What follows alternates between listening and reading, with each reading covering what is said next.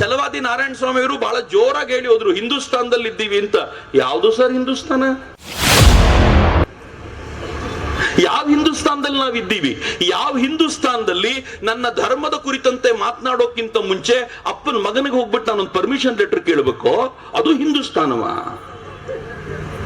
ನಾನು ಯಾವ ಹಿಂದೂಸ್ತಾನ ಅಂತ ನೀವು ಹೇಳ್ತೀರೋ ಆ ಹಿಂದೂಸ್ತಾನದಲ್ಲಿ ನನ್ನ ದೇವಸ್ಥಾನಕ್ಕೆ ಹೋಗೋಕ್ಕಿಂತ ಮುಂಚೆ ಯಾರೋ ಹೆಣ್ಮಗಳು ಬಂದು ಇಲ್ಲಿ ಹೆಣ್ಮಕ್ಳನ್ನು ಬಿಡಿ ಅಂತ ಪ್ರೊಟೆಸ್ಟ್ ಮಾಡಿದ್ಲು ಅಂತ ನಾನು ಹೋಗ್ಲೋ ಬೇಡ ಅಂತ ಯೋಚನೆ ಮಾಡೋದು ಹಿಂದೂಸ್ತಾನವ? ಯಾವುದ್ರಿ ಹಿಂದೂಸ್ತಾನ? ನನ್ನ ದೇಶದ ಅಮರನಾಥ ಯಾತ್ರೆಗೆ ಹೋಗೋಕ್ಕಿಂತ ಮುಂಚೆ ಲಕ್ಷಾಂತರ ಸೈನಿಕರ ಪ್ರೊಟೆಕ್ಷನ್ ನಲ್ಲಿ ಹೋಗ್ಬೇಕಲ್ಲ ನಾನು, ಅದು ಹಿಂದೂಸ್ತಾನವ? ಯಾವ ಹಿಂದೂಸ್ತಾನ ರೀ? ಧೈರ್ಯವಾಗಿ ಎಲ್ಲಾದ್ರೂ ನನ್ನ ಮನೆಯ ಹೆಣ್ಣು ಮಗಳನ್ನ ಜಿಮ್ಮಿಗೆ ಕಳಿಸ್ಲಿಕ್ಕೆ ಧೈರ್ಯ ಇಲ್ಲದೆ ಇರುವಂತದ್ದು ಹಿಂದೂಸ್ತಾನವ?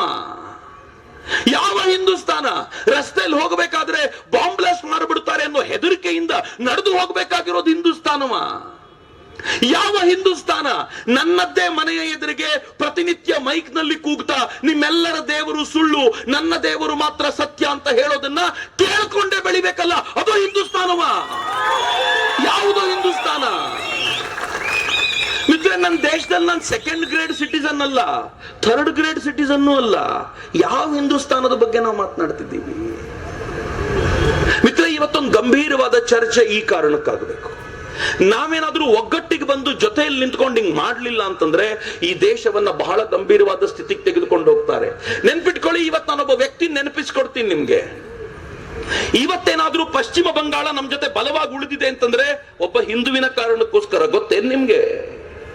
1946 ನಲ್ಲಿ ಮುಸಲ್ಮಾನರು ಡೈರೆಕ್ಟ್ ಆಕ್ಷನ್ ಘೋಷಣೆ ಮಾಡಿದ್ರು. ಡೈರೆಕ್ಟ್ ಆಕ್ಷನ್ ಡೇ ಅಂತಂದ್ರೆ ಏನ್ ಗೊತ್ತಾ?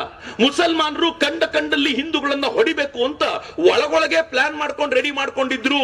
ನಾನು ಎಚ್ಚರಿಕೆ ಕೊಡ್ತಿದ್ದೀನಿ ಇದನ್ನ.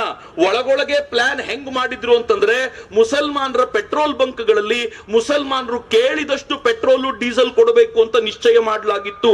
ಡೈರೆಕ್ಟ್ ಆಕ್ಷನ್ ಡೇಗೆ ಮೊಹಮ್ಮದ್ ಅಲಿ ಜಿನ್ನಾ ಪ್ಲಾನ್. ಗೊತ್ತೇ ಇಲ್ಲ ಹಿಂದೂಗಳಿಗೆ.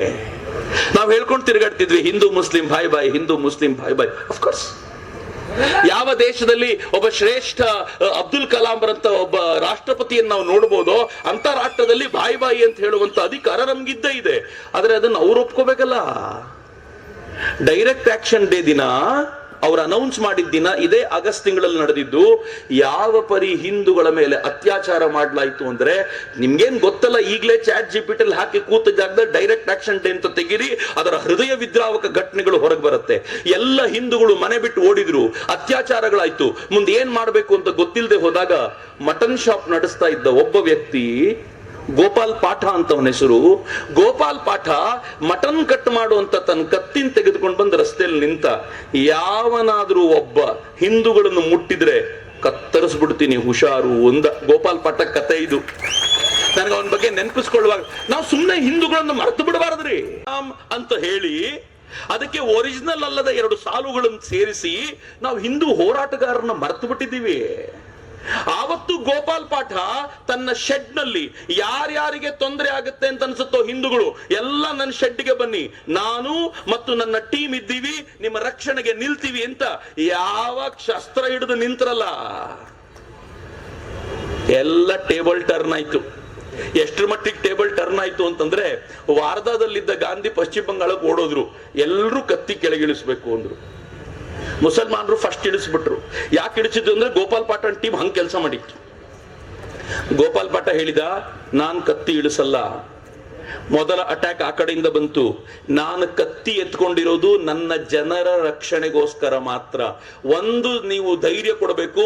ಇನ್ನು ಒಂದೇ ಒಂದು ಹಿಂದುವಿಗೂ ತೊಂದರೆ ಆಗೋದಿಲ್ಲ ಅಂತ ನನಗೆ ಧೈರ್ಯ ಕೊಡ್ತೀರಾ ಅಂತಾದ್ರೆ ಮಾತ್ರ ಕೆಳಗಿಡ್ತೀನಿ, ಇಲ್ಲ ಅಂದ್ರೆ ನಾನ್ ಮಾತ್ರ ಇನ್ ಸುಮ್ಮನಿರೋದಿಲ್ಲ ಅಂತ ಹೇಳಿದ ಮೇಲೆ ಗಾಬರಿಯಾಗಿ ಉಳಿದವರೆಲ್ಲ ಆಯ್ತು ನಿಮ್ ರಕ್ಷಣೆಯ ಭರವಸೆ ಕೊಡ್ತೀವಿ ಅಂತ ಇನ್ವಾಲ್ವ್ ಆದ್ಮೇಲೆ ಗೋಪಾಲ್ ಪಾಠ ತನ್ನ ಕತ್ತಿಯನ್ನ ಕೆಳಗಿಟ್ಟು ಅವರು ಹಿಂದೂ ಧರ್ಮದ ರಕ್ಷಣೆಯ ಸಂಕೇತವಾಗಿ ಇವತ್ತು ನಿಂತಿದ್ದಾರೆ ಅಂತ ನನಗೆ ಬಹಳ ಬಾರಿ ಅನ್ಸತ್ತೆ. ನೋಡ್ಕೊಂಡು ಅವ್ರ ಮಕ್ಕಳಿಗೆ ಸ್ಕಾಲರ್ಶಿಪ್ ಕೊಟ್ಟು, ಸೈಕಲ್ ಕೊಟ್ಟು, ಅಗತ್ಯ ಬಿದ್ರೆ ಅವ್ರಿಗೆ ವೆಹಿಕಲ್ ಕೊಟ್ಟು, ಮನೆಗೊಂಟಿ ಅಯ್ಯಯ್ಯೋ ಇಷ್ಟು ಮಾಡಿದ್ರೆ ಯಾಕ್ರೆ ಬಿಟ್ಟು ಹೋಗ್ತಾರೆ. 2,000 ರೂಪಾಯಿ ಕೊಟ್ಟು, ಹೊಸ ಅಡ್ರೆಸ್ ಪ್ರೂಫ್ ಕೊಟ್ಟು, ಮತ್ತು ತೊಲಗಿ ತೊಲಗಿ ಅಂದ್ರೆ ಎಲ್ಲಿಂದ ತೊಲಗಬೇಕು ಅವರು? ನಾವು ಸರ್ಕಾರಕ್ಕೆ ಹೇಳಬೇಕಾಗಿದೆ, ಬಾಂಗ್ಲಾದೇಶಿಗರನ್ನು ಭಾರತ ಬಿಟ್ಟು ತೊಲಗಿಸಿ ಅಂತ ಹೇಳಬೇಕಾಗಿದೆ. ತೊಲಗಿಸಿ ಬಾಂಗ್ಲಾದೇಶಿಗರನ್ನು ತೊಲಗಿಸಿ ಅಂತ ಹೇಳ್ತೀರಿ. ತೊಲಗಿಸಿ. ನಮಸ್ತೆ ಎಲ್ಲ ನನ್ನ ಪ್ರೀತಿಯ ಕನ್ನಡಾಭಿಮಾನಿಗಳಿಗೆ, ಕಲಾಭಿಮಾನಿಗಳಿಗೆ ನಿಮ್ಮ ಪ್ರೀತಿಯ ಶಿವಾರಾವ್ ಮಹೇಶ್ ಮಾಡೋ ನಮಸ್ಕಾರಗಳು. ಕೋಲಾರದ ಸಮಸ್ತ ಬಂಧುಗಳು, ಕರ್ನಾಟಕದ ಎಲ್ಲ ಕಲಾಭಿಮಾನಿಗಳು, ಕನ್ನಡಾಭಿಮಾನಿಗಳು ಈ ಐಡಿಯಾ ನ್ಯೂಸ್ ಚಾನೆಲ್ನ ಸಬ್ಸ್ಕ್ರೈಬ್ ಮಾಡ್ಕೊಳ್ಳಿ, ಬೆಂಬಲಿಸಿ, ಆಶೀರ್ವದಿಸಿ, ಆನಂದಿಸಿ, ವಿವೇಚಿಸಿ, ವಿಚಾರಿಸಿ. ಐಡಿಯಾ ನ್ಯೂಸ್ ಚಾನೆಲ್ಗೆ ತಾವೆಲ್ಲರೂ ಕೂಡ ಚಂದರ್ರಾಜ್. ಧನ್ಯವಾದಗಳು. ಎಲ್ಲರಿಗೂ ನಮಸ್ಕಾರ. ನಮ್ಮ ಐಡಿಯಾ ನ್ಯೂಸ್ ಚಾನೆಲ್ ಸಾಮಾಜಿಕ ಕಳಕಳಿ ಇರ್ತಕ್ಕಂಥ ನ್ಯೂಸ್ ಚಾನೆಲ್. ಹಾಗಾಗಿ ದಯವಿಟ್ಟು ಈ ನ್ಯೂಸ್ ಚಾನೆಲ್ ಅನ್ನ ಎಲ್ಲರೂ ಸಬ್ಸ್ಕ್ರೈಬ್ ಮಾಡ್ಕೊಳ್ಳಿ ಪ್ಲೀಸ್. ವೀಕ್ಷಕರೇ, ಇಂತಹ ವಿಡಿಯೋಗಳು ನೋಡಬೇಕಾದ್ರೆ ಐಡಿಯಾ ನ್ಯೂಸ್ ಅನ್ನ ಸಬ್ಸ್ಕ್ರೈಬ್ ಮಾಡಿ, ಶೇರ್ ಮಾಡಿ, ಲೈಕ್ ಮಾಡಿ.